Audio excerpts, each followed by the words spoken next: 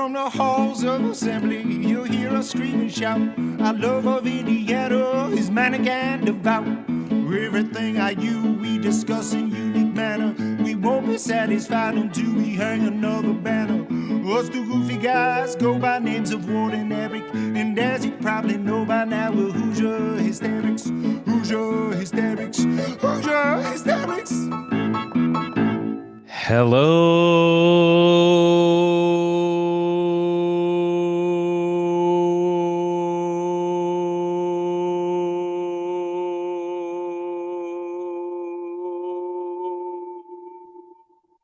Ward.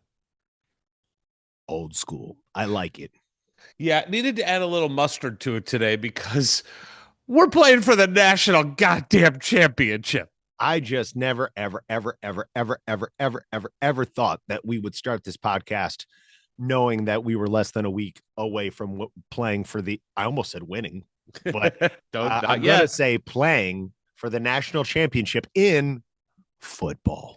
All right. We've got so much to talk about. We've got to recap the amazing Peach Bowl experience and talk about the Peach Bowl game and then look ahead, of course, to the national championship game. But before we do, as always, we are powered by CommunityCars.com, sponsor of the pod, Hoosier Hysterics. CommunityCars.com, Hoosier Legends talk with Ward and Eric. CommunityCars.com. And fade out. I had the pleasure of being at the Peach Bowl with the one and only Evan Martin, and it was an incredible experience. I do think there's a legitimate chance this is the last episode he ever sponsors for us. Because the amount of hugging that I have done, I don't know what happened to me, but there was a time during the Peach Bowl where I made the determination that the only appropriate celebration was me to do rapid fire punches to his side. I just thought you said it was about hugging. We hugged a lot, which I'm sure bothered him. And then I started rapid fire rock'em sock'em robots punching, each one lasting about 30 seconds. My concern at the Rose Bowl was I put my arms around both of you when I was in between the two of you, and the play went really well. So then I was like, okay, I have to keep doing that. So then for like the whole offensive possession, I just kept putting my arms around your shoulders. I'm like, this is Evan's first time sitting directly next to me during a game. I hope he's okay with this. Well, he's certainly been indoctrinated now. I thought you were going to say this. I don't know why, but I think how we introduce him now is the man, the myth, the Martin. Oh, I like that. You thought I was going to say that? Well, it came to me like a vision as you were setting him up in the Peach Bowl scenario. The man, the myth, the Martin. That's what he is to us in this podcast. And that's what he will be to you who make it down to Community Cars and have a wonderful experience purchasing a high quality car at a fair price. Yeah, and if you don't want to get down to Community Cars, you can go to CommunityCars.com and go on the internet. Never have to deal with a human being talking to you. Or you can call them if you prefer talking to somebody but not seeing them, but don't want to just do it with a nameless, voiceless, keystrokes. Then they got you covered. No matter what car, no matter what color, no matter what price, they'll hook you up. CommunityCars.com. Okay. So before we get into football, we do have to just talk about basketball. So the season has officially started now. You know I've been banging this drum for basically 15 games that outside of the Louisville game, we didn't play anybody. And when we played Louisville, we got smoked. Yeah. Yeah, and obviously Kentucky still hasn't figured out what they're doing. Marquette's having their worst season of the 21st century. So yes, that we couldn't foresee that in the whole first 15 games. But to your point, yes, they are the last team that seems like we played that's going to get into the tournament. Yeah. So here we go. We play Nebraska at home. Nebraska is off to just a historic start. Freddie Hoiberg, you could see it coming the last couple of years. The guy has turned that program around. He's a good coach. They play a modern style. It seems like the kids love playing for him.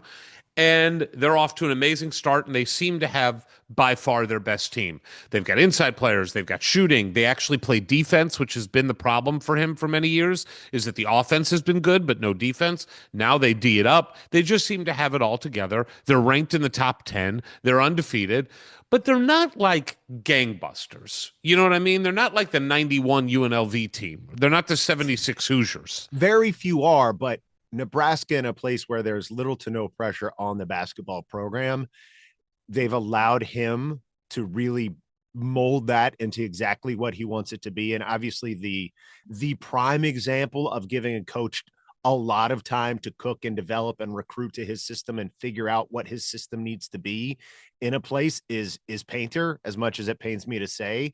But now you've got Hoiberg. I don't know. How long's he been there now? 8, 10 years? I don't know. I don't know if has it been that many. Let's look it up. While you keep talking. Probably like, I don't know, probably 7 or 8, but it feels like a lot of other programs, say upper half of the Big Ten, would not have been as patient as they had been. But we all knew what he did at Iowa State. And it's like, okay, well, and Iowa State clearly is someplace you can win. And one might argue that there's been more success there, certainly since he was there, than Nebraska. And this is his 7th year. Yeah, there you go. So in a place like that, especially, I think it takes time, and they are seeing the fruits of their patience. Yeah.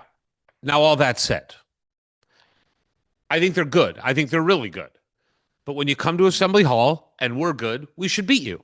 That's just how it should work at Indiana basketball. It's not how it's worked for many years. Yeah, because you said if we're good.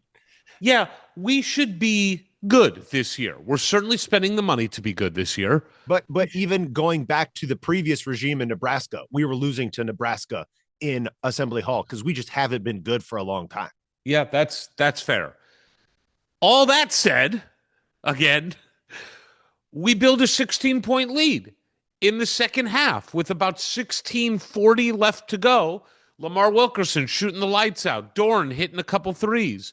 Team looking pretty good and building that lead, especially at the end of the first half. Yep. Competing, playing hard. Look, I have no issue with how this team plays as far as effort goes. They always seem to be playing hard. Everybody's trying. They seem like a good group of dudes that play for each other and are trying to do the right thing and get fired up. Yeah, like they're playing with pride and they're trying.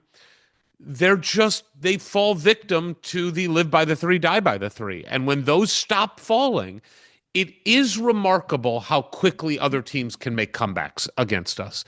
Ward, this game went from a 16-point lead to tied in 5 minutes of game time. It was horrifying. I mean, it just shouldn't be possible anywhere for that to happen if you're a decent team, but it certainly shouldn't be possible at home. Now, granted, Tucker gets a couple fouls, and I've seen a lot of people pin the demise on Tucker, but let's be honest about Tucker. The guy has not played great. Like, this is supposed to be an elite three-point shooter, and he certainly has the ability to be an elite three-point shooter, but I think I looked up his stats. He's shooting, do you know what he's shooting on the year right now from three? I do not. Okay, we're halfway through the year. This is a decent sample size. He's shooting 33.8% from three. Yeah, this is now well beyond what he got done at West Virginia as far as number of games played. What he got up to like 8 or 10 games in not even West 10. Virginia. So this is the first real look, and West Virginia honestly is not the Big Ten.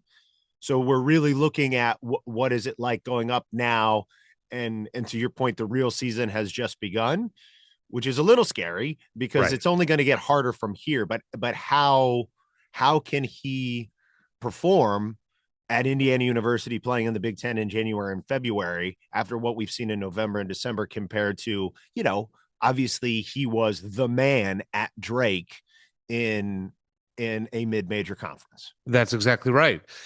And here's my thing about Tucker. Look, again, I think the guy plays hard. I think he's out. We all know he's limited athletically. That's just not who he is as a player. But he can be. We've seen him. He has the ability to be an elite three-point shooter. For me, and I don't know how you feel about this, I watch Tucker play, and I am just shocked by the shot selection. I think he forces threes that are bunkers. Now, yes, he has missed open threes. Okay, of course he has missed some open threes. But I bet you if you did a shot chart and went back and just eliminated the crazy threes, the ones that are like falling out of bounds on the baseline, coming off of going full speed off of a screen and then fading to the right or 5 feet behind the line, I bet you his numbers are back up to 38, 39, 40%. To me, it is the shot selection that honestly kills this team at times. What's your take here? Forcing shots, particularly from Tucker, especially it seems to be a little bit of a downward spiral when it starts to become obvious there's a struggle there. Who knows exactly why? Maybe it's that limited athleticism. It's a little bit harder to get them open than it was in previous stops, but you do start to see it being forced. And I appreciate the coaching staff's approach to, hey, let it fly, guys, especially Lamar and Tucker and Dorn. We've seen it from Dorn and kind of anybody, just like let her fly, and hoping that confidence that's being instilled in them really pays dividends on the court.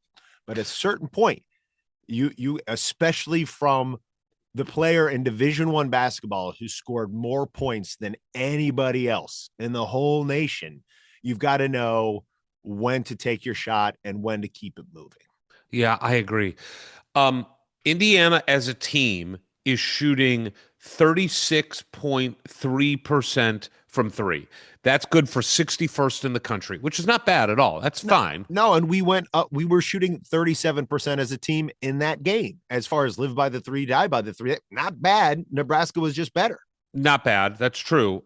Although I would say when that is your offense, like when you rely on that, and that's really the only way you can separate yourself from the other team, you have to be elite at it because you have to make up for all the other things that you're not great at. But I'm still baffled by the team shooting 36.3, Tucker shooting 33.8, and he is tied with Lamar for most number of threes taken. So just think about that. Like the rest of the team, including, Lamar's stats are crazy. He's well over 42%, I believe. But the rest of the team is shooting better than Tucker. And that can't be. It just can't be when, again, we are only built right now to win one way, which is to shoot well from the outside. And when we don't, the walls come tumbling down. And I believe built is the key word, because it's not like, oh, this is what we're scheming to do right now. It's like, I think built meaning this is the structure we have, and it's limited. And occasionally Reed will get open underneath the rim and throw it down, which is exciting. Occasionally Sam will be able to put a soft touch on the ball and it drops. Occasionally Tatum can finish around the rim, but that's all. Like most of the time when you see somebody putting one up inside a few feet, you don't think it's going to go in. Right. Especially if it's anything with like a back to the basket thing. Like we miss so many shots. Reed does not finish well through contact. Sam, honestly, to me, he just doesn't look like a Big Ten 5. He doesn't look like he's in great shape. He doesn't look super athletic. There's a reason he couldn't get off the bench at Florida. He's fine, but we're just not. He plays hard. Reed Paley plays really hard.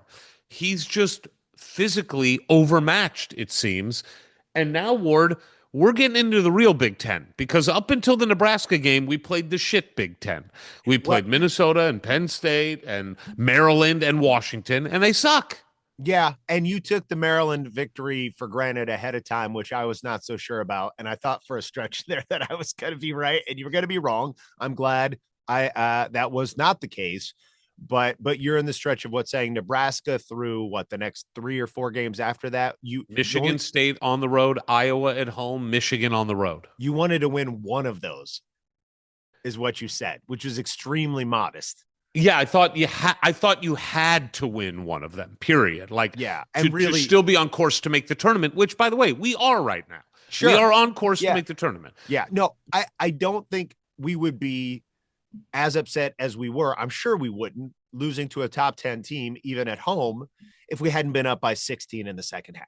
Yeah, absolutely. Now, again, we're Indiana and we should win at home. And Mike Woodson beat good teams at home. He did. He lost to some bad teams, but he beat some good teams. We beat Purdue. We beat Michigan State. We beat Illinois.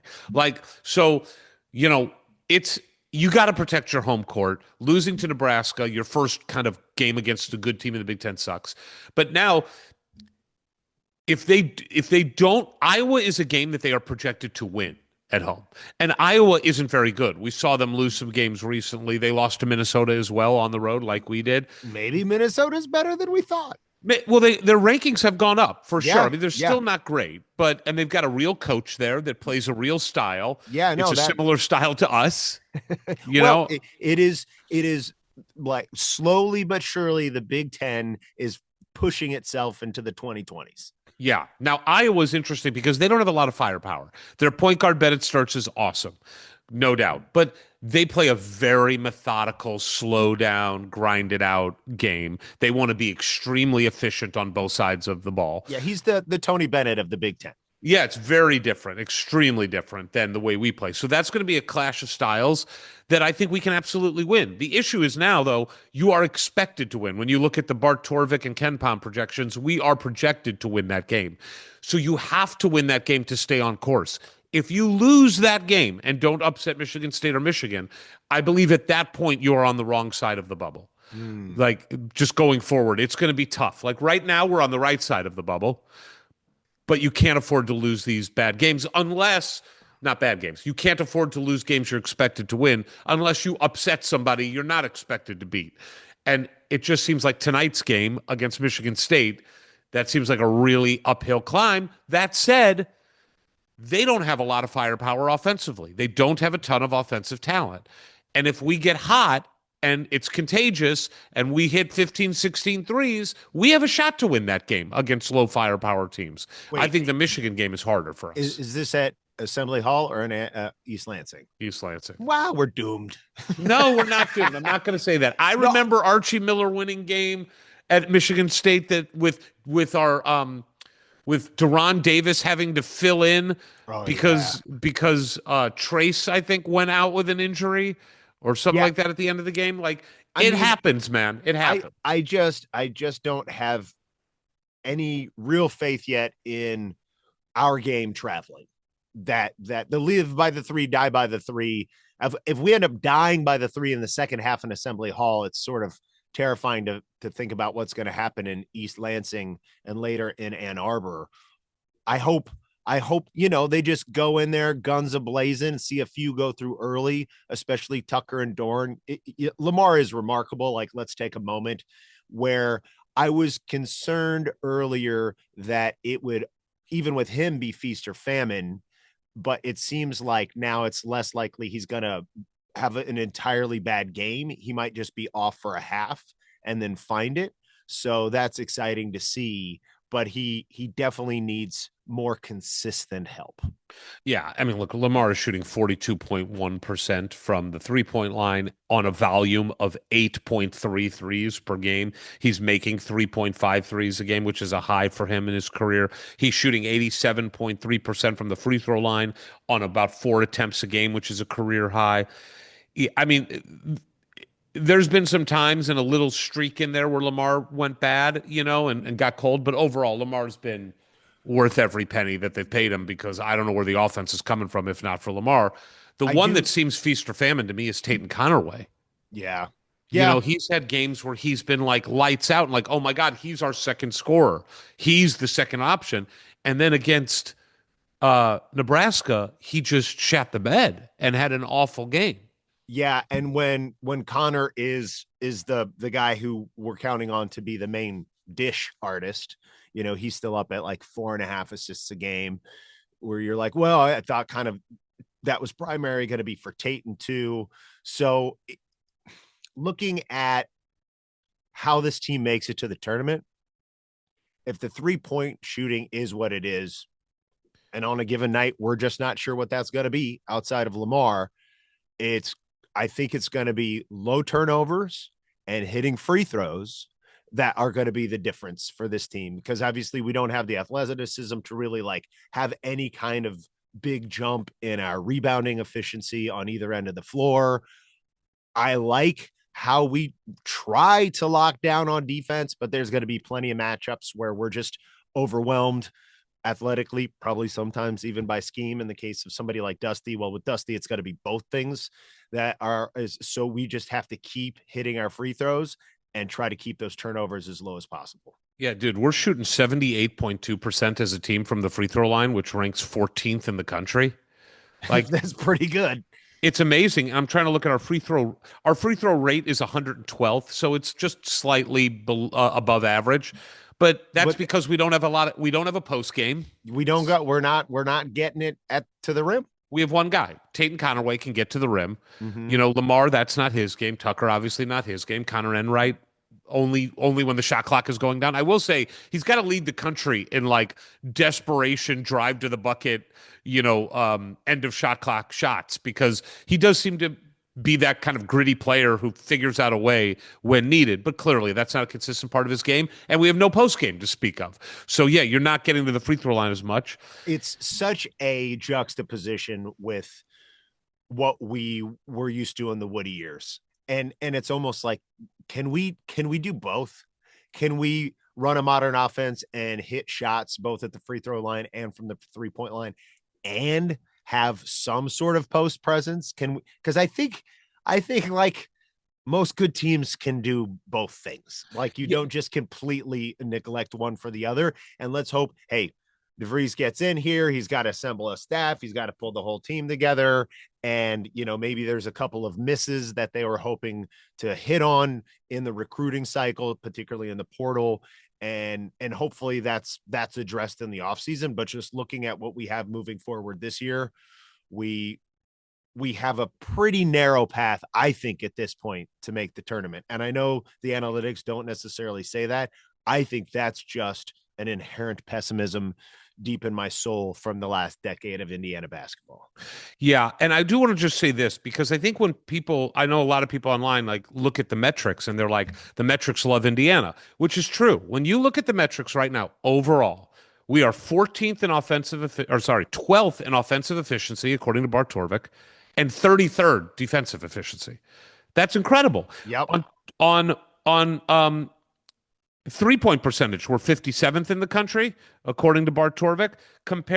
I will say our defense, our 3-point defense is not good. Our 3-point defense is, I'm sorry. I take that back. Our 3-point defense is great. It's 34th in the country. Our 2-point offense is 14th in the country. Our 2-point defense is 15th in the country. We don't block shots. That we don't do. Our 3-point rate is good. Like you look at those stats and it's like, how are we not better? Yeah. Here's why. If you then just limit it to games against top 100 teams, okay, I'm just doing top 100, which we've only played 5 games against top 100 teams, okay? That's 5 out of 15. Remarkably few. And we're in the Big Ten, and we've played 5 games in the Big Ten. It's going to get worse. 5 games. Our offense, we're 32nd, so we take a big dip there, down to 32nd. Our defense is 164th against top 100 teams. There we go. Our 3-point percentage against top 100 teams is 154th in the country. Okay, now we're getting into the real statistics. Our 3-point defense is 191st in the country. Our 2-point defense is still pretty good at 39th. Our 2-point defense is 93rd in the country. So this is what we were talking about all along. And I feel like I fall into this trap every year, Ward, where I tell myself before the year, do not give a shit about stats against bad teams. Like, don't give it any merit. Don't even trust your eyes, because your eyes are lying to you. Yes, your eyes see that we're moving the ball and shooting great against Bethune-Cookman and Lindenwood and whoever else, but don't trust it because it's not real. You play bad teams, it's shooting practice. Don't trust any of it. And then we play 4 games and we score 100 points in a row like 3 times. And I'm like, oh my God, look at us. But when you look at the cold, hard numbers against good teams, our stats suck. Yeah. That's the truth. Yeah. Well, to your credit, you would in years past look at those same numbers during Woody's time and see we're actually doing really bad against bad teams. We're just eking out wins. Right. And Well, I that's true. do think you can depend on those. If you're doing bad against teams that are over the worst 100 teams in the country, that is a bad indication. But to your point, this is fool's gold. We just had a lot of fool's gold. And look, it's happening with Will Wade at NC State too. They started off scoring like 124 points. And my Wolfpack friend was like, "Oh, we've never scored like this before." I'm like, "Yeah, but who are you playing?" Right. And it's something where you hope, new coach, new team, you're building chemistry, but by the time you get to January and into February, you have an identity, you have chemistry, and you're really ready to play against the top competition. Jury's still out, best case scenario. And also, I just don't buy the strategy that if you play a bunch of shit teams, you're going to be ready in January against good teams. I think you have to play good teams in November and December to prepare you for constant good teams or hard environments, difficult venues, things like that. Because that's what you get in the Big Ten. Even when you play shit teams, unless you play at Maryland where they had like 42 people there. Oh, but wow, that was sad. I mean, Gary was there. They have a national championship. There was a head coach sitting in the crowd with 14 other people, and the court's named after him. And like, how can a fan base be? I mean, look, I get it. We're gluttons for punishment, but Maryland should be ashamed of themselves. Yeah, I totally agree. So look, big game tonight against Michigan State. All these are big now because we got to see us perform well against decent and good teams. And that has not been the case so far this year. So that's it for basketball. Shake it off. Let's talk about the Peach Bowl. Oh man.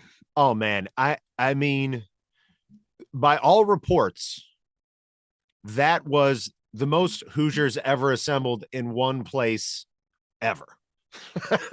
I mean, outside of Bloomington, obviously, but like we were talking about, there's never been more Hoosiers in one place to watch one game than the Rose Bowl.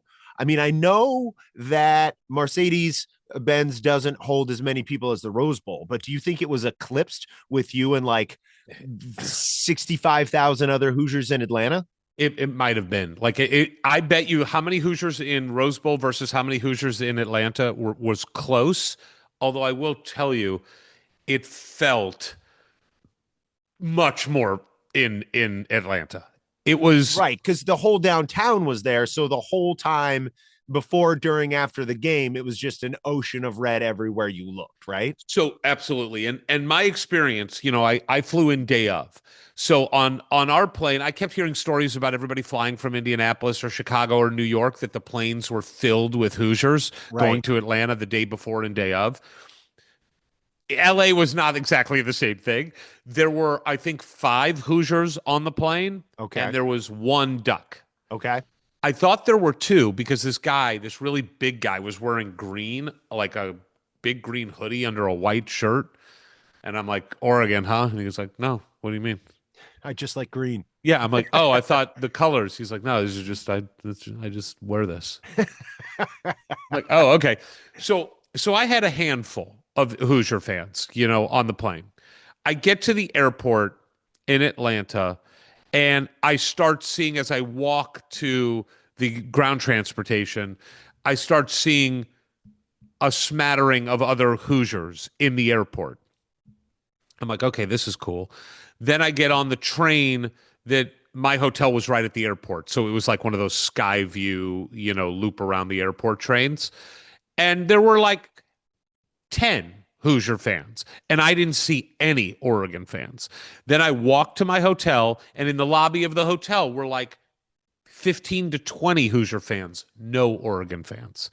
And I talked to this really lovely couple that was on the Sky plane with me that were both basketball coaches in Indiana. I'm blanking on where they were from. I think around the Evansville area. And I could be wrong about that. I can't remember, but lovely people. And we were staying at the same hotel. So then I go up and I drop my stuff off and I'm like, I just got to get downtown, right? I just got to get downtown. So I go on the MARTA, which is their Atlanta's subway system or train system. And I get to my stop at the MARTA, which I picked up at the airport. And there were a lot of Indiana fans, like a lot getting on the MARTA. And everybody's kind of talking to each other. And then I get off at 5 Points, which is a stop closest to Centennial Park, which is right in the heart of Atlanta's downtown. And I get to 5 Points train station, and it's a huge train station. And I just want to get outside, but I have to walk through several platforms before I can get there. And Ward, it was packed with Hoosier fans. I'm telling you, wall to wall, shoulder to shoulder, every platform. It was the weirdest thing in the world because it started building on my other stops. But when I got there, I was like, what the hell is happening? Are we just staying in this area? Is this like, where are the Oregon fans? And I walk out of the train stop. Everybody's high-fiving. It's awesome. And I immediately do like a Twitter live stream because I just wanted to share what that was like. And in the live stream, Hoosier fans like envelop me, and we start walking to this street that had bars that have big patios outside. And Ward, every single one of them looked like Upstairs Pub. Every single one looked like this massive sea of red. You would just see sea of red, no Oregon fans, and these were not organized get-togethers. It was just who was in town. Yeah, it was just who was in town and where can we go? Oh, this bar's open. Let's get there. And I don't know how much during all this you're seeing what's happening elsewhere online, but people are like posting videos from the Oregon hotel and like the rooftop bar at the Oregon hotel. 90% Indiana fans. So, okay, I'm glad you brought that up. So I meet up with Evan Martin and his buddies, and we have a blast. The man, the myth, the Martin. Yes, the man, the myth, the Martin. And we have a blast just kind of talking. Then his friends go somewhere else, and Evan and I go meet up with the Goons. They're at a bar. We meet up. Was that Evan's first interaction with the Goons? No, I think he's had some other interaction, some light interaction. Okay. Nothing this heavy. Nothing this heavy. Is this another reason maybe he's dropping the sponsorship? Well, there is a fifth adjacent Goon. Oh, I saw the video of that guy. Good Lord. I mean, he's a goon on a whole other level. So we meet up with the Goons. We're outside of this bar. We're just standing on a street. The sidewalk is so packed that we are literally just standing on the street. And every once in a while, you'll see like 2 Oregon fans walk up, 3 Oregon fans. How did they look? What was their mood? Everybody was pretty happy, truthfully, before the game. Oh, our fifth Goon almost got his ass kicked by an Oregon fan who looked like a lumberjack. And he would just walk up to Oregon fans and get directly in their face, like in a centimeter away from their face, and go, ooh, ooh, ooh. And I'm like, no, dude, stop this. And we had to pull him aside and tell him he had to stop. It was ridiculous. Good. Yeah, because I will say also all the reports coming back from national people or Oregon people or whatever, just like we're the kindest, happiest fan base ever. And I love hearing that about our fan base. And that guy, except for that guy, he can't come to Miami. He's the worst. That Goon, no offense, Goon, but you're the worst. So then Evan and I leave the Goons and we're like, let's go. We started walking over. We get close to the Oregon bar or the Oregon hotel. And we meet up with Matt Osgood. Oh, Osgood. Who was at school around the same time as us. And Matt is the son of the man, the myth, the legend, Ron Osgood. Yeah. Former head of the telecom department, great professor, documentarian, filmmaker, just an awesome guy. So we start walking aimlessly. We're like, we don't know what to do. And we walk by the Oregon hotel while they're getting their caravan together of players and personnel. They're getting in the buses. So this is the Oregon hotel. And we walk by and we see the players walking onto the bus. There's like 50 Oregon fans there and 1,000 Indiana fans. Like, what is happening? Were the Indiana fans paying any attention to the? There was a group that was like booing, like light booing as they got on. but it was like you could not hear cheering for the Oregon fans. It was insanity. So, and look, we can talk about this more in the actual game setting too, but this is a real advantage to our football players. 100%. And when you see something like that, for those Oregon players to know before they even got to the stadium that, man, nobody in this city wants us to win. That's exactly what it felt like. So we walk over to the stadium. The Mercedes-Benz Stadium in Atlanta is awesome. It looks like it from the outside. It's really cool. It looks like a transformer. I mean, you know how the top opens? I did not know that. It opens like an aperture of a camera. Oh, cool. Very cool. Yeah, it's not like a sliding roof. It's a series of panels that open like an aperture. Like Did you see that? Did you see that happen? I saw it online. They kept it closed because it was rainy and cool.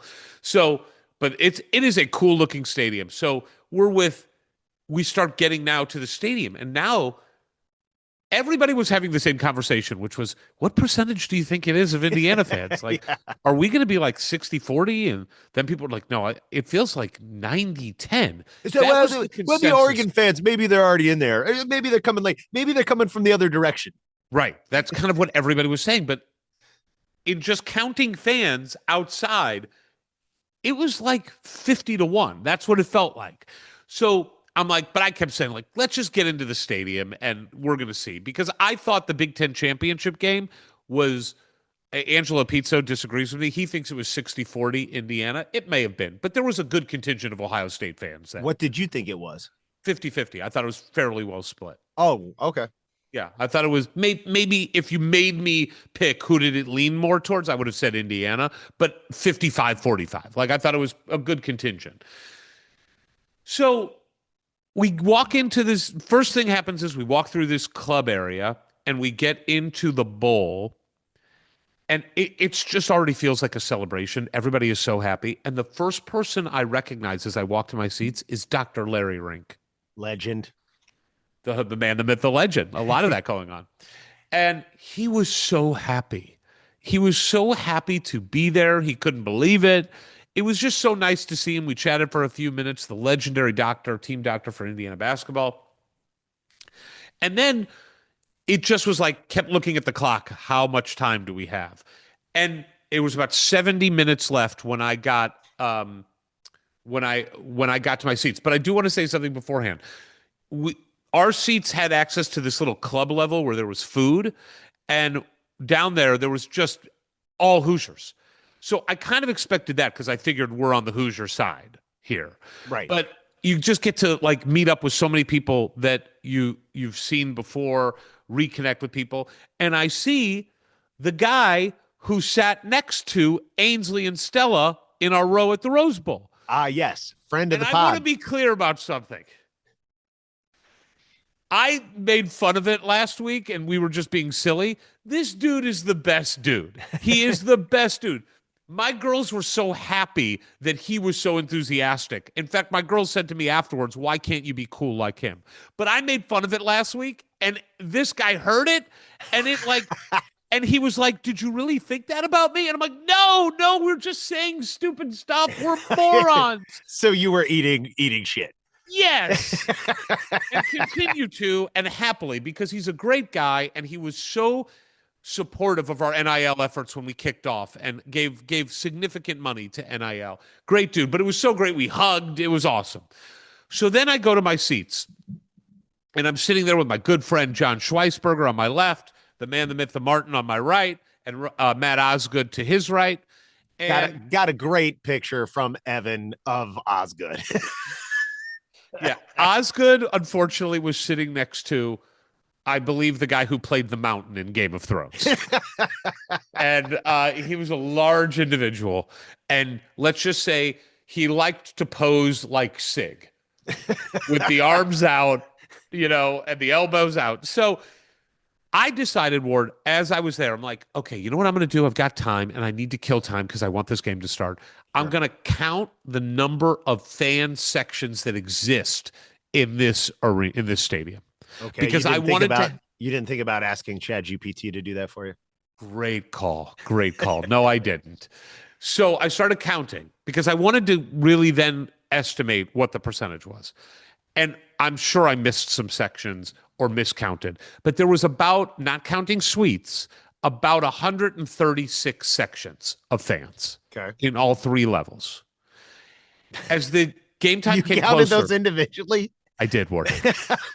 I did. Wapner's at 7. And what's ridiculous is everybody around me knew I was doing it, and they were all interested in the answer. What lunatics are we? Like, why does it matter? It doesn't. None of it matters.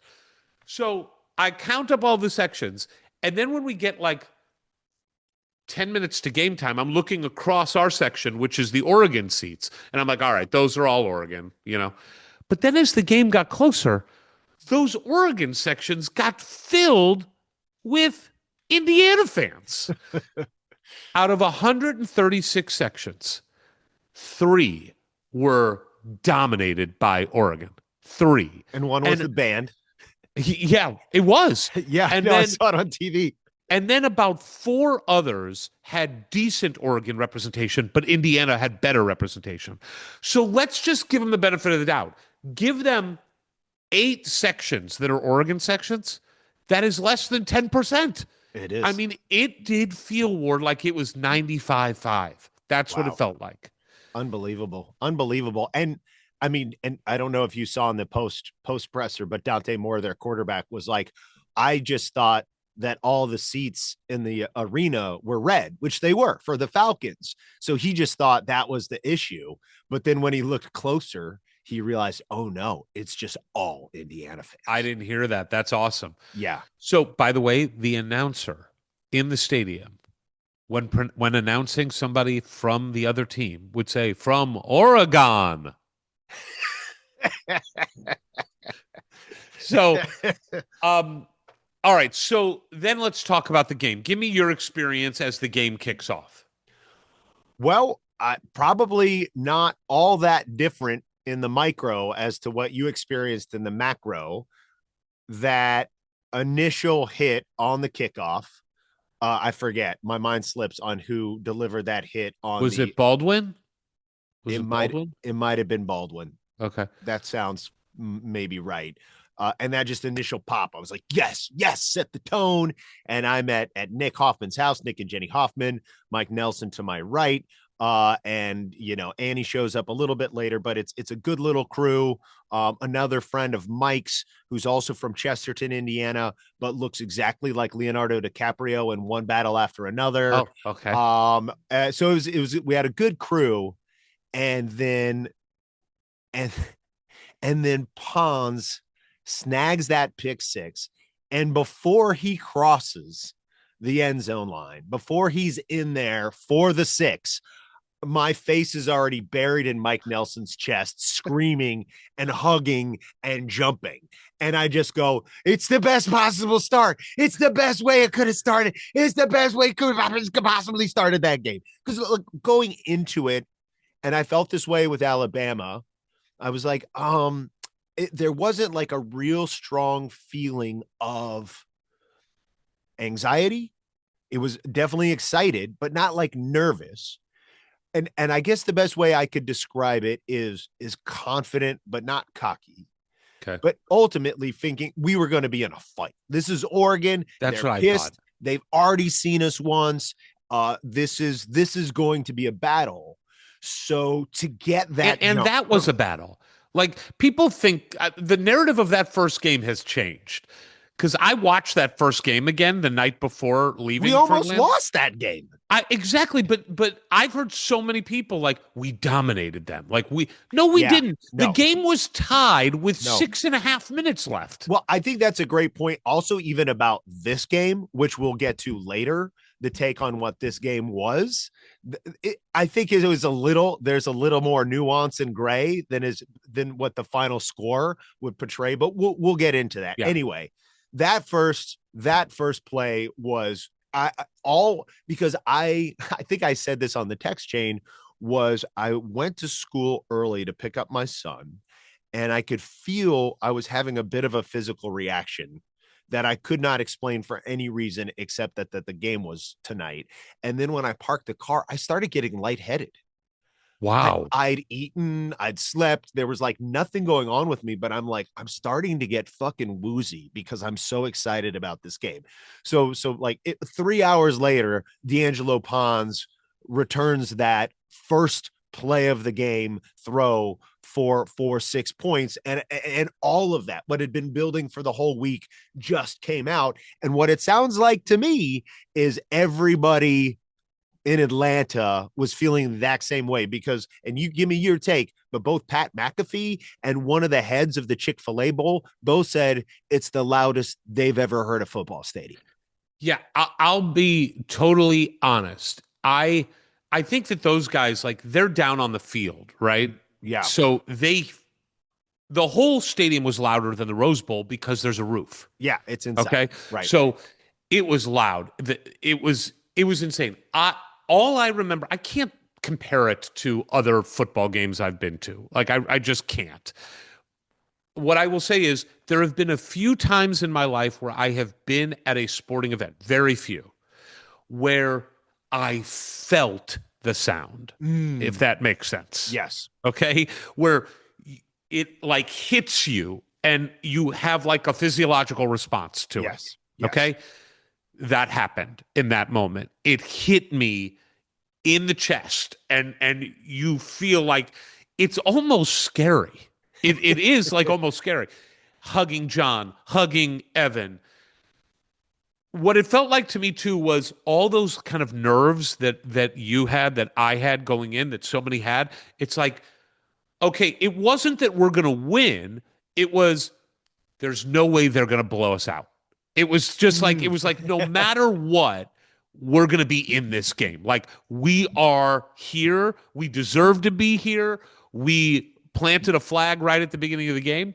Now, I will say this, though. Right afterwards, they start driving the ball, right? Quite effectively. And what it reminded me of, is I made this point, I think, to Evan, was like, sometimes in baseball, a solo home run kills a rally. Like, you'd rather a guy get like a double and get on base and put pressure on the pitcher, you know? Sure. And I know it's not the same exact thing, but it felt like, I'm looking up at the clock and I'm like, it's only been 11 seconds. So it's like when they came down and drove on us and basically had their way with us on that drive. Yeah. I was like, oh no, it was 7-7 and it was a long drive that used up. Like how cold at that point was Fernando, just sitting over there turning into an ice block. Right. So when they tied it up, I was like, this is a dogfight. This is going to be a back and forth thing. And then Fernando takes the field and we just, like a professional drive. Yes. That's what it felt like. Totally. 3 yards here, 4 yards here. Surratt open for 8 yards, makes a tough catch, back shoulder. It just felt like a professional drive. And then the first touchdown, I'm sure I'm conflating everything. The first touchdown was it Surratt? No, it was Cooper. It was Cooper on the out to the end zone, which was a gorgeous throw and a gorgeous play that he had to put in the right place. Oh, I mean, I don't know how it looked from your seats, but when Fernando lets that go and the way Cooper's just jetting to the near corner by the pylon, I'm like, I feel like that might be about 3 yards too far. And it just dropped right down in there, because Mike, who is next to me, he was confident from the time Fernando let it fly that it was right on the money. And at this point, I should have more faith in his arm than my eyes. But I was like, my butthole tightened and then right to perfection. I love what you just said about we should have confidence in Fernando. So I just cutting forward, I watched the Big 10 and 60 version of the game with Stella. Yeah, great. Who was watching the game live and texting me every single time, going crazy because her husband was on the field, her future husband, Fernando Mendoza. Yeah, got to keep an eye on that investment. And here's what she said to me. She goes, it's weird. When they snap the ball and Fernando is holding it, I am really nervous. She's like, I feel for him. She's like, I'm worried that he's going to get hit, that something bad is going to happen. But when I see that he's about to throw it, all my nerves go away, because I just feel like if he throws it, we're going to catch it. It's she's like, it and is she's right. Every time she's watched Fernando throw it, it's probably like an 85% success rate. It is not a normal feeling at any level of football to feel that confident in not only is he going to make a pinpoint accurate throw, but then his receiver, no matter which one of the 5 guys it is going to catch it. It is remarkable. All right, so it's 14-7, and now they get the ball back, and it feels like, okay, now the game has started. It feels like now the defense needs to do what the defense does. And I believe it was on that possession that we get another turnover, right? Is that the one that he fumbles the ball? I can't remember if it was that possession, but we definitely got a stop on that possession. That was no, let's see. That was a punt on that. Okay, so we get the stop, which feels great. Yep. And then we have to punt, and that's off of Fernando fumble. Yes, exactly. So I'm like, it's 14-7, right? It's 14-7. Correct. They've marched down the field on us once. We've marched down the field on them once. We've stopped them once. They've stopped us once. And then the difference in the game is the mistake. But you feel like it's still going to be a dogfight.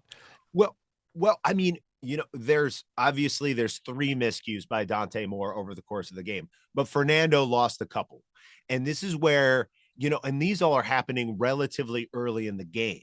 And you talk even about something as simple but crucial as which way the ball bounces. Like, yes, it's great. Pat Coogan was running down the field to be able to cover that second fumble, but it could have bounced towards an Oregon guy.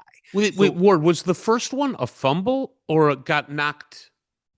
He threw it and it got batted into the air and then he grabbed it. Isn't that what happened? Or am I conflating a different game? I'm trying to scroll through back to where that first recovered fumble was. Because the one you're talking about where Coogan got it was the one where he ran for like 15 yards, spun around, and then the helmet knocked the ball out. And the ball got knocked off, went off his helmet, and Coogan recovered.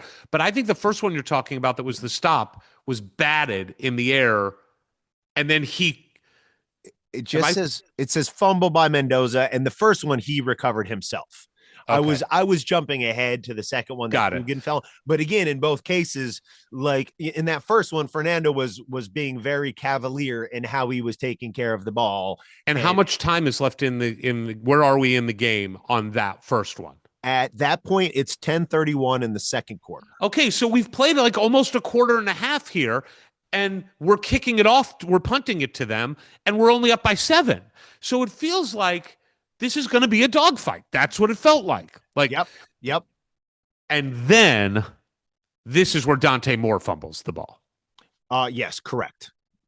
And I couldn't tell what happened. So we just thought, we kept saying, did he just, we didn't know what was going on. Did he have butter on his fingers? Like, what happened? Well, and this is where you talk about injured running backs in the portals. You talk about players not getting enough reps together. That's where it shows up. It's such a minutia of where exactly you are, where exactly your running back is, and that instead of being 6 inches further apart, that running back hits his elbow right as they're going their separate ways. And what ends up as a result, Indiana has the ball inside the 10. And then we score another touchdown. And now I feel like everybody in the stadium is like, we're going to win this game. Like, honestly, only being up 2 touchdowns, but it felt like they're cracking and they're making big mistakes. We make a mistake and the ball falls in our hands. The football gods are with us. It just felt like this is going to be awesome. We're going to win this game. And the guy behind me says on this next drive, because we kick off to them, he says to me when we stop them on this drive, he says, by the time they get the ball back next, it's going to be 35-7. And I look at him, I'm like, what are you talking about? And he's like, we're going to score here, and then it's going to be halftime, and then we're going to get the ball back at the second, in second half, and we're going to score, and it's going to be 35-7.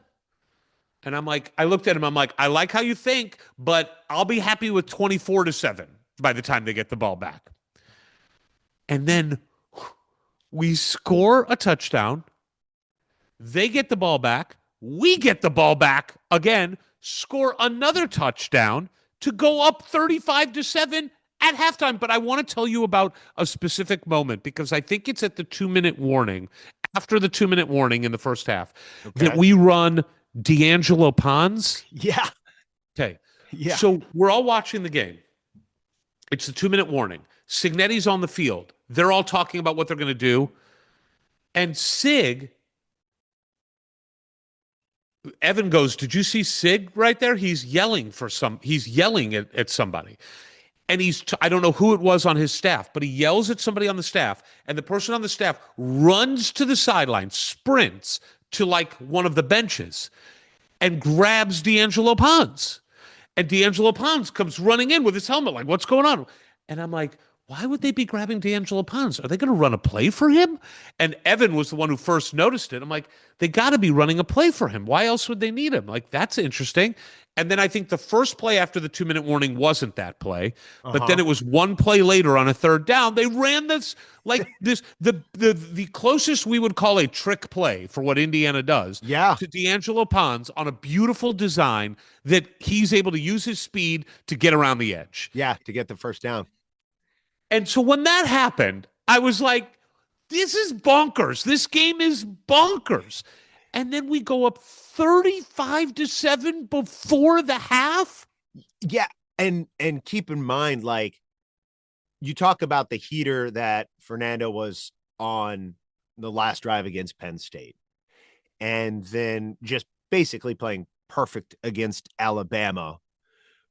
But I think what he did in this game surpassed Alabama and was almost like the Penn State drive, but spread out with even more great passes throughout the whole game. Because like where we're at in the narrative of this game right now is the Charlie Becker pass, which like I can't imagine seeing that in person. The beauty, the perfection of that pass. It's as good as it gets. And it's a movie. It's a movie shot, right? Yes. The ball he dropped back. Charlie Becker goes. It felt like it was in slow-mo. His ball has the most beautiful tight spiral. And it felt like it was just in slow motion, suspended through the air. And then Charlie leaping and grabbing it to the high point. Like the Ohio State catch. Yeah, and by the way, that comes after, I believe, unless I'm wrong here, the Elijah Surratt one-handed back shoulder catch. The one at the sideline, yes. Unbelievable. And that's where it's like you can't determine what is more impressive, the throws or the catches. And then when you add it up all together, and this is not hyperbole, this is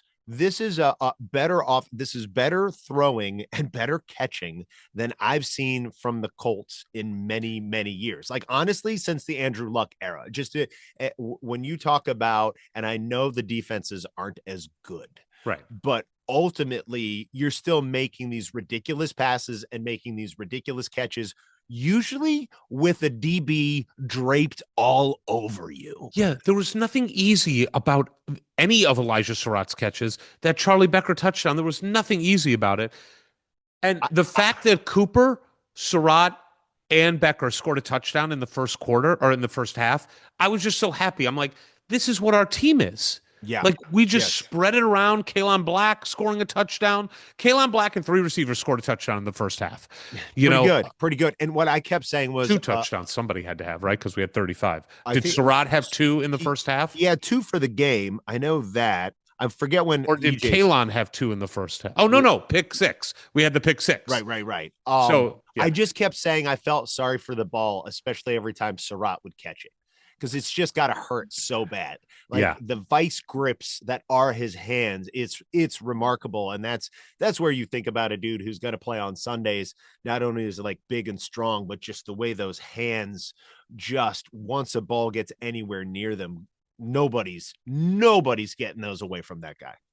So we go into half 35-7. I say to the guy behind me, I'm like, you were right, but maybe a little off on the timing. We'll see what happens. And then halftime. Halftime was as much fun as I think I can have as a human being. And it's as happy as I think I have ever been. Thank you for FaceTiming me during that. I had to get down to the club and FaceTime you. And that's the first thing I did when I got to that club level where everybody is going around. I FaceTime you.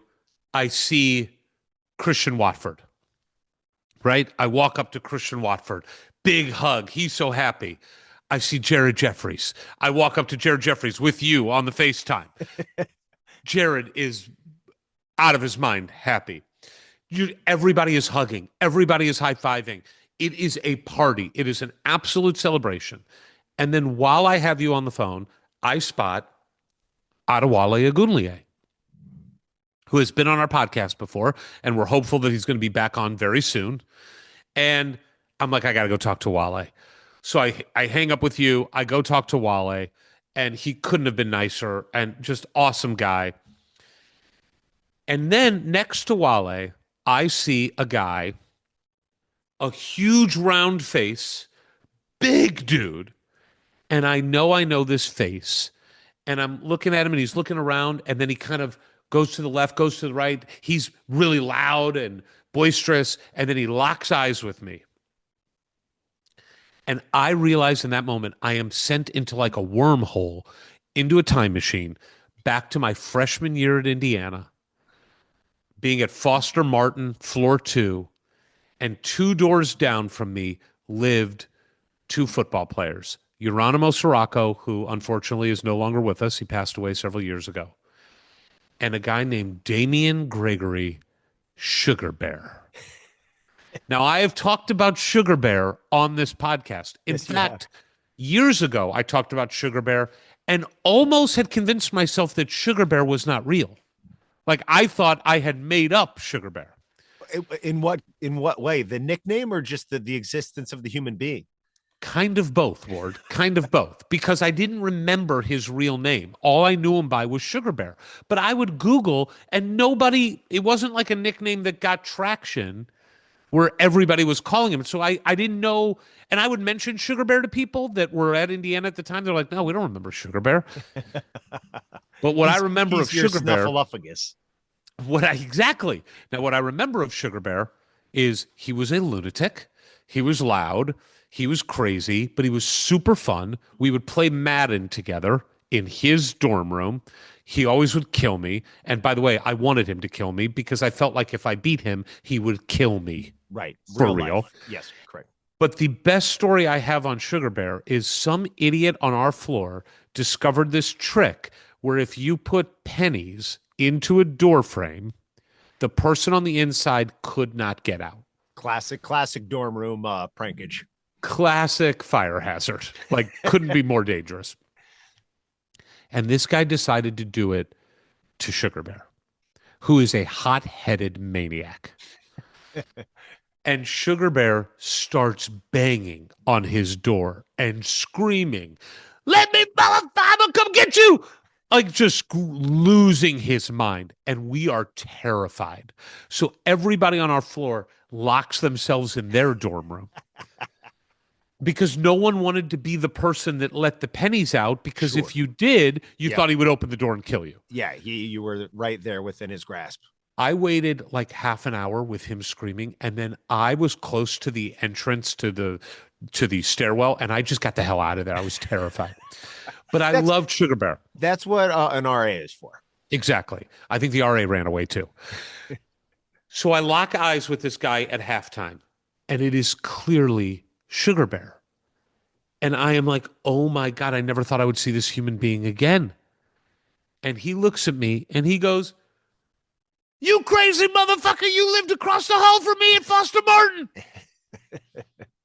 And he grabs me and bear hugs me. Sugar Bear hug. And I go, wait a minute. I'm sorry, but give me your name. And he goes, "Sugar Bear." And we are hugging. We exchange information, more hugs. I mean, I've never hugged a man this much. Like except for Evan Martin during the game. True. It was crazy. It was so beautiful. Honestly, it was just joy. Everybody joyful. joyful, joyful. And I didn't want that halftime to end, man. I didn't. I wanted to stay in that club and talk to people and celebrate that amazing half. I just kind of wanted to hit fast forward on the game because how could it get better? How could it get better? Well, I guess you're about to find out. I will say my halftime experience, in part, a highlight was that a neighbor from across the street who often comes over to watch games at the Hoffman's residence is a big Georgia fan. And so he knows what championship level football looks like. And he just kept saying every time we'd score more points, he's like, you do not want to do that against this team. You do not want to let this team get up on you. You do not want to be down 35-7 to this team. And at a certain point, of course, he's stating the obvious, but it was gratifying to see even just being up 14-7, where he's like, okay, this is going to be a real problem for Oregon. But to your point, and we experienced this at the Rose Bowl for me in person, but now this is 10 minutes away at my buddy's house watching the Oregon game on TV. You still are knocking on the table when you're talking about going to Miami. You're still kind of going through the motions of being like, there's a lot of time left. My Oregon friend is like, whoa, and I'm like, still a lot of time left, saying the right things, doing the right things, but ultimately deep in your heart being like, this is not a team. This is not a coach. These are not players that are going to blow a 35-7 point lead. Didn't mean I wasn't still a little nervous at the end of the third quarter going into the fourth, but that's only because we were moments away from going to a national championship. Yeah. And look, I go back to when I played basketball as a child, like 6, 7 years old. My dad, I remember, would say at halftime when he coached me like 1 year, he was like, if we can score this many points in a half, so can they. And I just always remembered that, like, okay, so if we went up 35-7 and a half against Oregon, they can go up 35-7 and a half. So it's not over. And then the first drive happens. And E.J. Williams did you ever go back and look at this E.J. Williams play? Oh, the move. Yeah, the move he put on that guy. It was like two moves. It was like planted his foot to the right, went back left, and then took off straight and smoked him. And Matt Osgood was like, guys, you got to look at this move. I'm like, what move?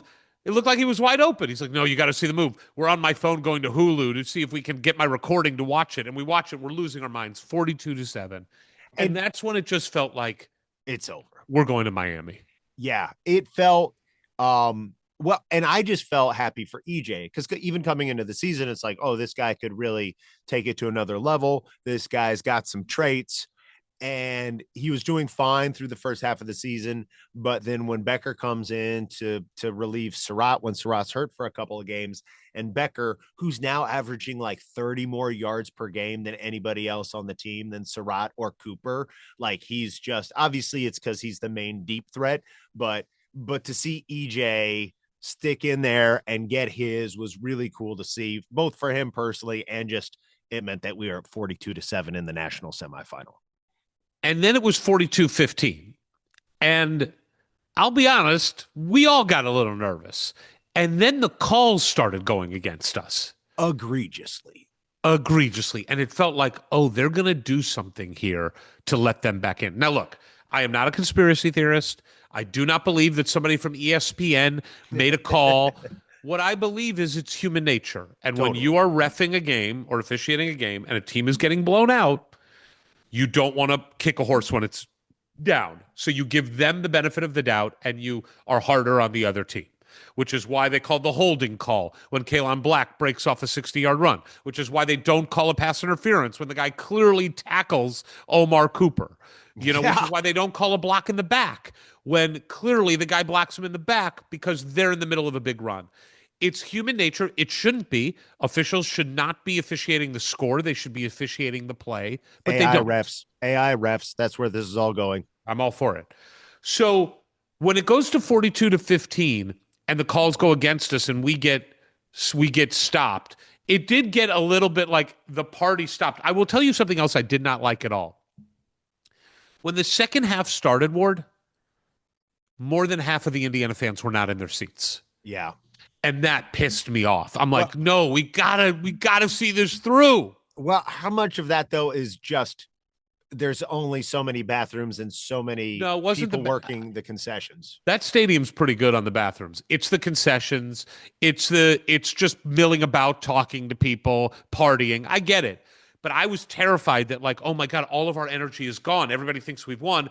And then we scored that first touchdown. I'm like, and Fernando Mendoza doesn't need it. He doesn't need it. That's what I'm saying. This coach and these players, they don't need us. So when we went up 49-15, that felt really good because it was like, all right, we're not just coasting the rest of the game. I was shocked that he kept Fernando in the game.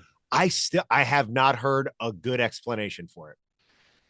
I just wonder if he's like, we've got one game left and nobody's getting complacent. We're going to play this out every game. But it does seem like I'm less worried about complacency and more worried about injury. Even I agree. If your stud defensive edge went down high-fiving somebody after the Big Ten championship, why, even if you're just basically handing it off and getting quick passes out and not putting him in harm's way, why bother? And why not let Alberto have a little time out there? Yeah. And to your point, like, you hand it off, you still have to move your feet. The running back has to move his feet. The linemen have to move their feet. We've seen things where a lineman steps on your foot accidentally, sprains an ankle. I agree. But then I always come back to this. I didn't question Bobby Knight. I didn't. I watched the games, and even though I thought I knew basketball, I never once. Be honest. You didn't question him in the mid to late 90s. I questioned not play by play.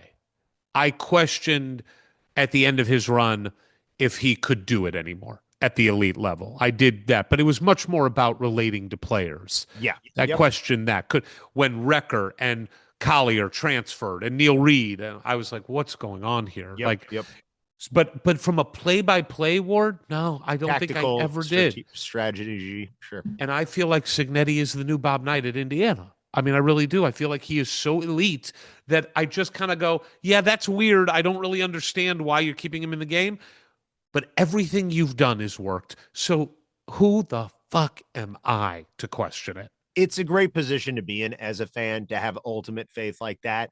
I guarantee a couple of reporters at least thought about asking it, but didn't want to incur his wrath, because it's hard to frame that in a way that it's not literally questioning what his decision or thought process was.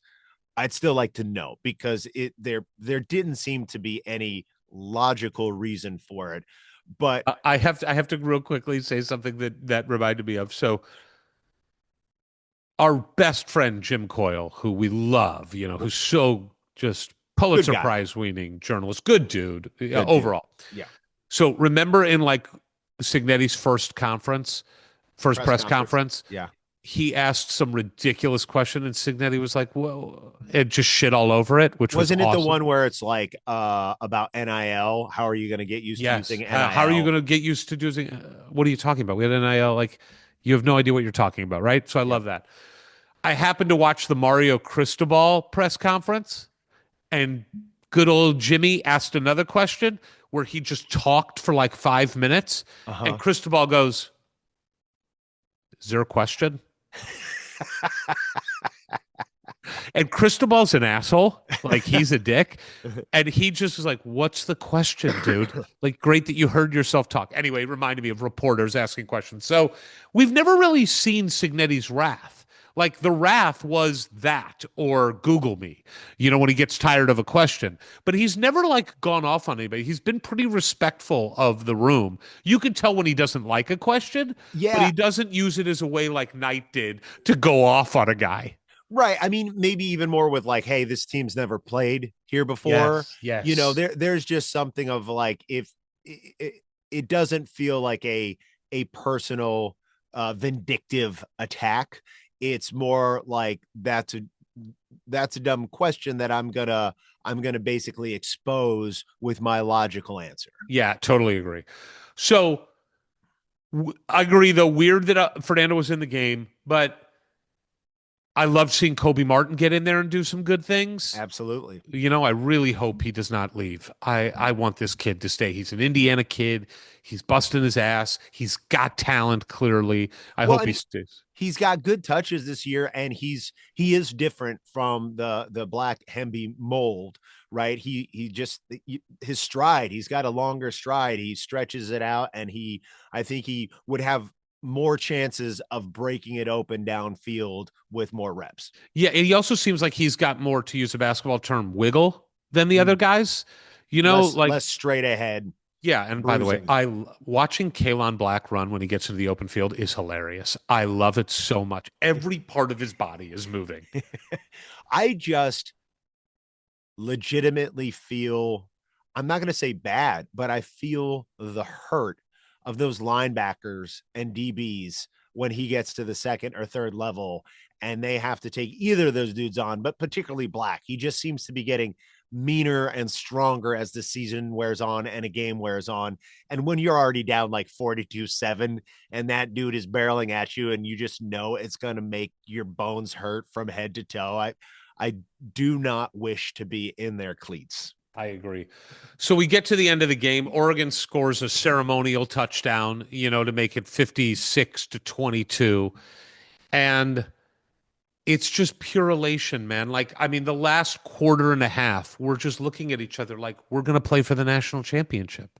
We're going to play for the national championship in football. The sport's never been hotter. It's never been bigger. There's never been a story like what Indiana is right now. And we haven't lost in over a year. We have not lost in about 13 months. And the only losses we've had since this coach showed up in Bloomington was against last year's national champ and the runner-up. On the road against the national champ and on the road against, right? The Ohio State game was on the road. Yeah, both of them on the road. In Columbus and in South Bend against number 1 and number 2 from last season. And we vanquished Ohio State by beating them on a neutral site this year in the Big Ten championship game. And Notre Dame wasn't good enough to make the college football playoff where we were 2 years in a row. The team that eked them out from that spot, Alabama, we just boat raced. So, Miami was one of the ones that eked him out too, right? Yep, those were the two. So I hope we do the same thing to Miami. So it was just elation. It was nobody wanted to leave. Same thing as the Rose Bowl award. We stayed. We watched. The only people that left were the goons to go get Domino's. Yeah, the only morons that leave the stadium while the trophy presentation is happening, while the celebration is happening, are these four morons. These 4 goons leave the stadium. Why? To order buffalo wings from Domino's? Yeah. No, it was, we wanted to stay obviously around the TV and we watched all of the presentations, Fernando being called over to the desk with SVP, but then they're like, actually you have to go right now. I don't know if you guys noticed that. Is that why he was running after the game? Which again, based on what happened after the Big Ten championship, I'm like, hey, why is there not 8 people surrounding him and they're maybe put him in a cart and put him in a bubble? Yeah. Wrap him up and ship him over there, FedEx, because it was to me, that was where ESPN and the Peach Bowl really did not have good communication. They did not find some sort of pre-production meeting where they were going to talk about how that would go. Anyway, he got there safely. And this is something that we're getting used to seeing now. This is the 3rd time in a row, 3 games in a row, where they have to move a stage out onto the field so our coach and players can go pick up a trophy. I saw a stat that Indiana has won more bowl games in the last 2 weeks than they had the previous 45 years. I saw a moment where one of the people from the Peach Bowl or ESPN was like manhandling Fernando and grabbed his right hand. And I was like watching it from afar. I'm like, stop touching him. It was weird. Look, this happens in entertainment and sports. they commoditize the people. They become commodities. Yeah. And that for that producer, it's not about this guy who's on this incredible journey and trying to finish this story and has a game, in 9 days or whatever. No, it's my job is to get this thing, to do this interview at 8 p.m. or whatever the time is. Yeah, especially when it's a live event, it's extra crazy. That's exactly right. And I was like worried for him. So it was an unbelievable experience just being there and reveling in the fact that Indiana is going to play for the national championship. Something that, obviously we've had soccer championships and we've been in the College Cup in soccer, but we have not had this opportunity to say that since 2002 with basketball. Yep. And we've never had it with football, ever. They've never been in a position to win the national championship, really. Even in 1968 in the Rose Bowl. I wondered about that. If they had beat USC, who was the consensus number one, would it have been given to them? Let's look it up real quick. You look that up. 1968. You look that up, and I'll tell you what we were doing after the ceremony was over. We didn't want to leave the Hoffmans. It was a Friday night. Let's keep the party going. So what do? And Nick is a true audiophile, has one of the most impressive vinyl collections you'll ever see or hear. So I believe it was my wife, Annie, had the suggestion, let's restart the game while playing Pink Floyd's Dark Side of the Moon. Let's see if the football game will line up to Dark Side of the Moon the same way the Wizard of Oz will. So we tried that for about 5 minutes. That is hilarious. I am looking here, and it says that the team that won it was USC, was the champion of the AP. Yep. Yeah, USC won it. They were number one. Oklahoma and Tennessee were 2 and 3, and they played each other in the Orange Bowl. Okay. So I'm not sure we would have leapfrogged both of them. Got it. But who knows? Anyway. I'd never heard that we would have, but I did wonder because we were ranked 4th. But clearly, this is just mind-boggling. And I have been trying to, contextualize it. Since obviously this year has been the most incredible ride for football. I mean, we haven't lost. But since the Big Ten championship game, which was December 6th, so we're over a month now, almost 5-6 weeks. Yep. I was fortunate to be able to take Stella to that game and have an unbelievable experience in the state of Indiana. Then to be with you and the family at the Rose Bowl and everything that the Rose Bowl means. Then to travel across the country for the Peach Bowl. This last 5 weeks has been unlike anything I have ever experienced in my life for any team I've ever rooted for. Every day, Ward, has been a celebration of something.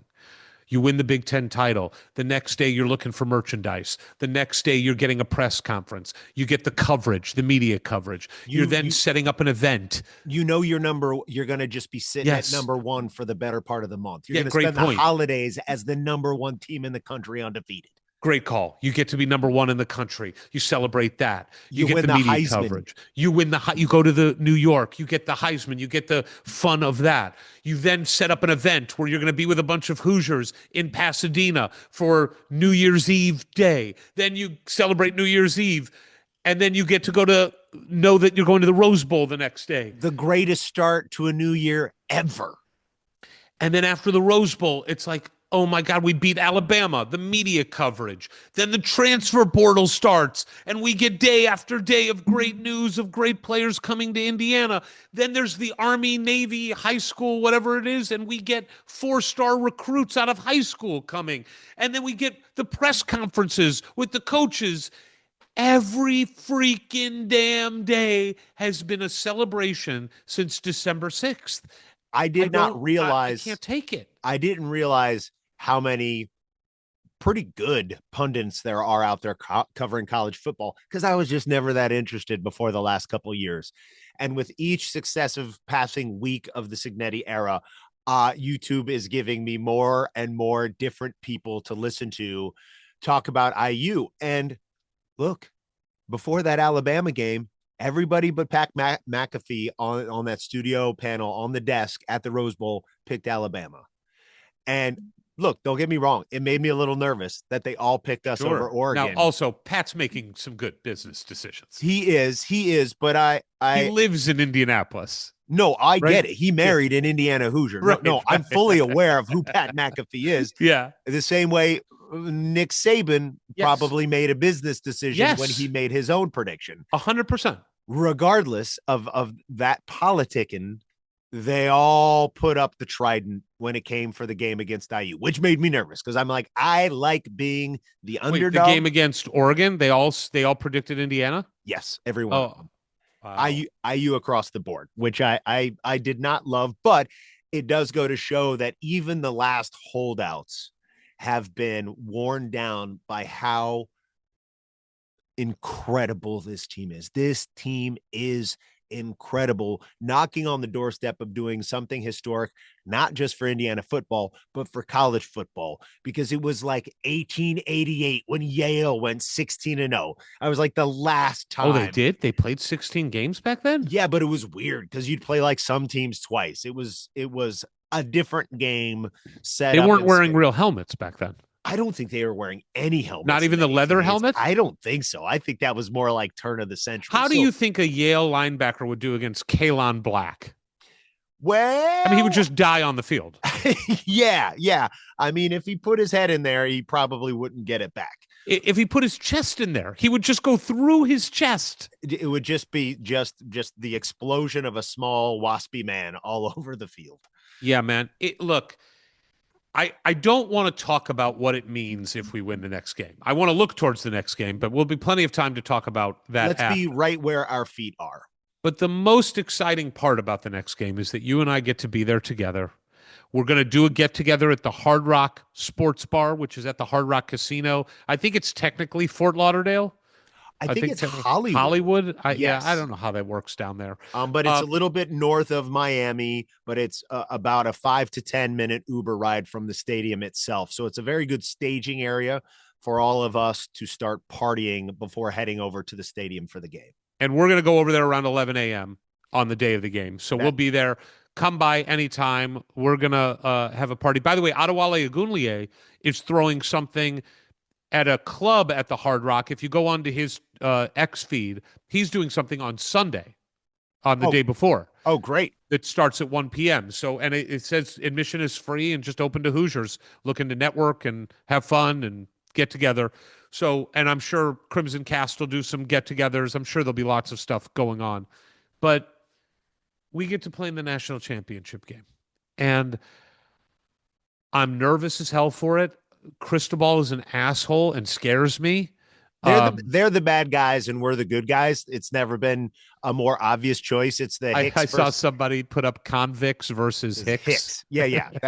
That is the good next chapter of that. By the way, the same way I heard from so many of my Michigan friends when we beat Ohio State. Now I'm hearing from my Notre Dame friends who are really, really pulling for little brother as they might need to sort of start to wrap their brain around that being the reverse situation. When was the last time Notre Dame won a national championship?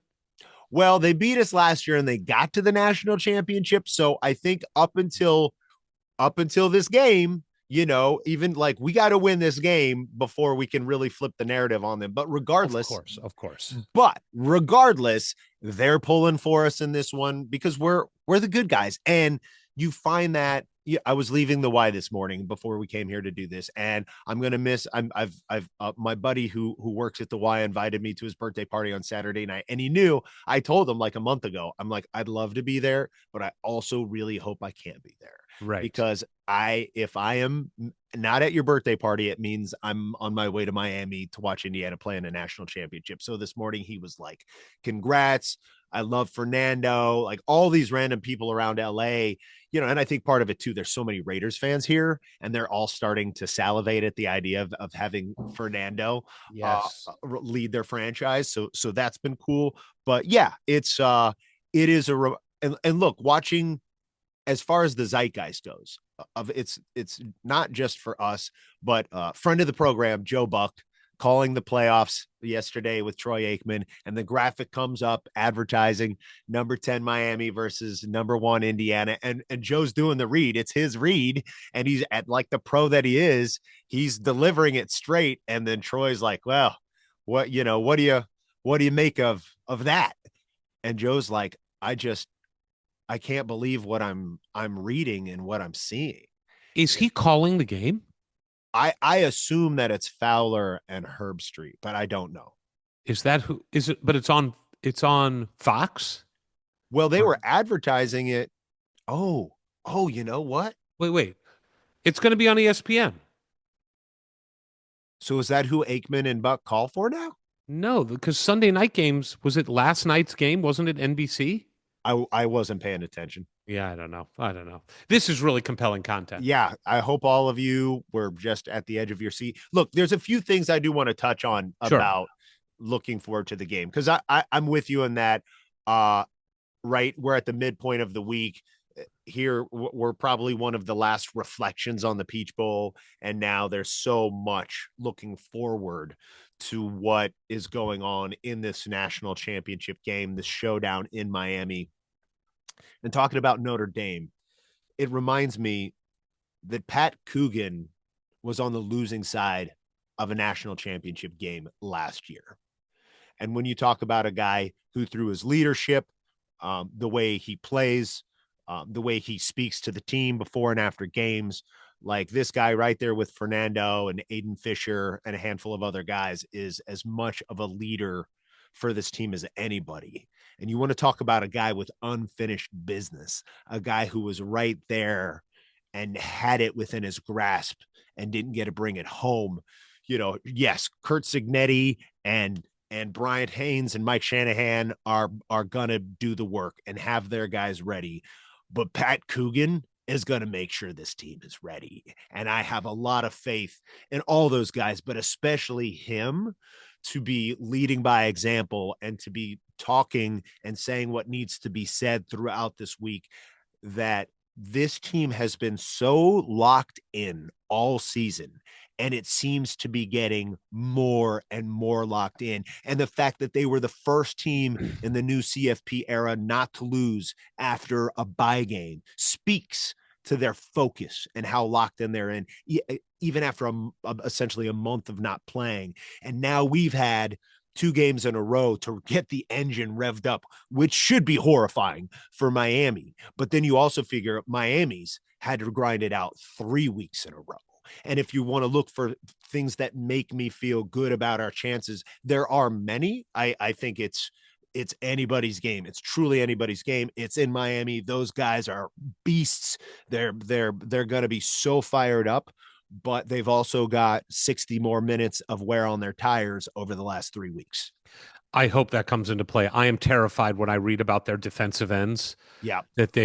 I just am terrified that they're going to get to Fernando, and he better hold on to the ball, because like we did see, he got a little loose with it. I think I'm glad it happened that game and there were no repercussions, because he's going to be he's going to be under duress. Well, and he's going to be very aware of ball security based on the film he's watching all of this week. That's going to be top of his mind. And look, we got Carter Smith, Big Ten Offensive Lineman of the Year, on the left side. I think he can handle his business. And we saw even early in that Oregon game, some jumbo packages, some 6 guys coming in to really help shore up that line, especially early on. So I have faith that Bob Bostad's really going to be able to scheme something to either get the run game going, protect Fernando.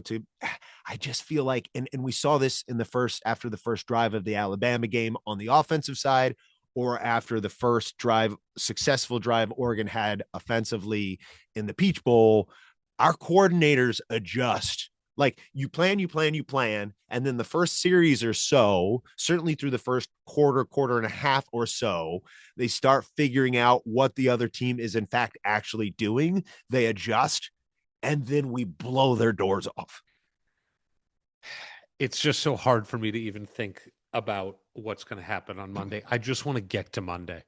I've started coming down with a cold. I don't love that. So I'm going to throw a bunch of zinc, per your advice, into my body and try to knock it out. Dr. Dan Roberts' advice: hit that zinc as hard as you can. I've got a couple more things for you. Oh, go for it. So this was brought up to me at the Oregon game by our friend.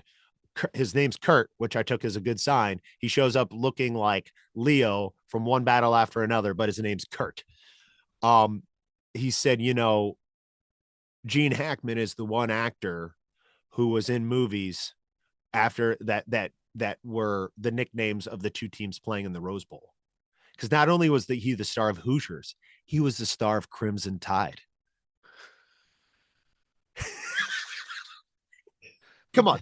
That's remarkable. That's a remarkable factoid. For a second, I was like, I thought you were talking about the Peach Bowl or the championship game, and I'm like, he was in the movie The Hurricane with Denzel Washington. He might have been. By the way, Denzel was in the Crimson Tide, which you could say is Indiana, and the Hurricane. But he wasn't in Hoosiers. No, but Crimson Tide is just Alabama. Yeah. Okay. Okay. So Crimson Tide, Hoosier, I thought that was remarkable. Gene Hackman was the star of remarkable. I wish I'd known that during the Rose Bowl, would have been more relevant, but it got me gearing back towards the casting of the hell of a movie. Right. And the suggestion Annie had made, my wife, who's a casting director, that I thought was a really good one, was Will Arnett. And I'm like, that's fun. That's fun. That's the more funny version. Obviously. Yeah, if you're doing the comedy, it's great. But then I saw somebody online. I can't give them credit. I don't know who they were. It was anonymous, but they said Bryan Cranston. I saw that too. I was like, I think that's he could perfect. do it. He could do it. So I brought it back to Annie, and I'm like, I love the Will Arnett call. What do you think about Cranston? She's like, yes, that's it. Here's my only issue with Cranston. Sig is a big dude. He's a big guy. Cranston's not a big guy. He's not little. He is kind of little. Not really. He's like slight. I mean, I think not particularly. No. Let's see. How tall do you think Bryan Cranston is? I bet he's 5'11". Bryan Cranston height. You might be right at that. 5'11", exactly. Yeah. How tall is Sig, you think? 6'2", 6'3"? 6'2". Yeah, I see him next to Fernando, and look, Bryan Cranston's a great actor. What are we talking about? But look, you just both the gravitas, the ability to, like with Walter White, you got to be a little bit crazy, you got to be a little bit intimidating, you got to be a lot intelligent. You got to be able to deliver. He played a classic character on Seinfeld. He was the lead of Malcolm of a Middle. For you talk about the guy who can do everything, because Sig is funny, Sig is crazy, Sig is scary, Sig is smart, and then he's the right age, he's the right look. I mean, we've got this part cast now. It's a big deal. I'm going to throw out another name though. Okay. Are you familiar with the actor? I don't know his name. I don't know how to pronounce his name. His last name is Hines. Syrian Hines. I'm not sure who you're talking about. You've seen this guy. He is a badass actor. I mean, this is a good picture. Hold on. It's pretty. Oh, yeah. I know who that guy is. Kind of looks like Sig a little. And he's a big dude and a great actor. Anyway, this is ridiculous. No, hold on. I got one more. Got? I got one more. Speaking of movies, everybody gives like Signetti so much credit, rightfully so. But I'm also like, when you think about great filmmakers like the Coen brothers or Tim Burton or Steven Spielberg, let's say early Tim Burton, right? Early Steven Spielberg, but they get the lion's share of the credit, almost all of the credit. But what they've really done is they've built like a shared sensibility, aesthetic, a shared vision, usually from their earliest films. And it's their production designer, it's their cinematographer. Maybe it's a couple key cast members. It's this whole thing that kind of comes together as their aesthetic. And their thing. And that's when you think about what Signetti has done in particular with these coordinators and having them on his staff for so long, that all of this stuff they've developed that you hear him say in a rote manner at press conferences, even when they ask him about being a Cinderella story and he ends up just talking about the method and the approach and, you know, all those sayings he clearly is preaching to his team every day and repeats in the press conference. It's because they've all, I think, developed that together, going back to, you know, in some cases 10, 12 years. And we know, like, his former defensive coordinator is now the defensive coordinator for Miami, right? And so, but he's been able to then plug Bryant Haynes in and in short order make him apparently the best defensive coordinator in the nation. But his other protege down there in Miami is not too far behind. So I think it does bode well to when we eventually lose Haynes and Shanahan, that Signetti is going to identify, if he hasn't already. Right. There might be somebody on staff that we don't know that's a position coach that could be ready to step up. And to that point, everybody's wringing their hands when Kellen Wyatt goes down. Everybody's wringing their hands when Stephen Daly goes down. And then here comes Ndukwe, you know, and like limited snaps, really hasn't seen much action, and does well in the Rose Bowl, becomes a star in the Peach Bowl, and forces a fumble and blocks a punt in the same game, and 2 sacks. Yeah, the dude's, it was unbelievable. And it is unbelievable. And there's a sophomore, so that's really exciting for all of us, because we knew Wyatt and Daly are not coming back. And it's sad to see. And either is Kamara or Aiden Fisher. Like, the defense takes hits. It takes some hits. No doubt. But to the idea of one, the coaching, the scheming of it, and the idea of next man up, it's great. Everybody says it. That's what every team wants to do. But when you come through and you do it repeatedly at the highest stage, that this kid comes in and just delivers in a huge manner. Jared Kelly did a great piece on him for Peaks.com. And it just gives you a lot of confidence, not only in this game we're going into, which, let's be honest, we win this game, it's eternal glory. It is eternal glory. It's eternal. I don't want to. I can't. Glory. We can't do it. We can't do it. We cannot get carried away with what if. No. But it is. That is a fact. If we win this game, that is what's on the line. That's what's on the line. Did you listen to the Signetti press conference yesterday? Yes, I did. I thought I think everything he said, outside of like how much he raved about the Miami defensive coordinator, which was nice, and everything else was pretty standard, and we've heard it before, except I thought it was really interesting when he talked about Fernando and communication with Fernando, and how a couple things. One, they don't really talk that much. Yeah. Yeah. They don't. He's like, look, you know, Whitmer and the strength and conditioning coach have more to do with him and Mike Shanahan than I do. Mm-hmm. But he also said, like, he's not a vocal leader. Yeah. And it's interesting because when I saw the captains come out for the Peach Bowl, and he's not one of them, or he wasn't one of them for that game, Stella, when we were watching it together, she's like, isn't it weird that the quarterback's not the captain? I'm like, not necessarily. You know, I mean, like, leadership is different. And I think we all put that on Fernando, that he's the leader because of how he presents himself at the Heisman, in the press conferences, on-field interviews. But it's interesting to me that he's not that guy for this team.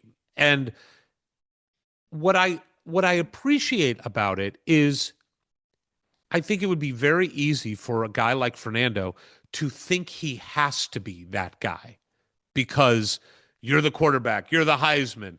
But he clearly is doing what he needs to do to contribute as much as he can to this team. And there are other guys who are the vocal leaders on the team, like a Coogan, you know, who we've heard is more vocal. But I just love that Fernando has the humility to realize I don't need to be everything to all people. I'm going to be myself. Here's who I am in front of the camera. Here's who I am behind the camera. In the locker room, I am who I am. I study hard. I let my plays speak for itself, which is what Signetti said that Fernando does. I just thought that was really interesting because I think that if you just took a poll, most people would be like, no, Fernando's the one talking in all the meetings. And that's not who he is. and yet highly respected. You know, Signetti couldn't say enough about how respected he is, but he's respected because of his play and the way he goes about it. Yeah, absolutely. The preparation, the work he puts in.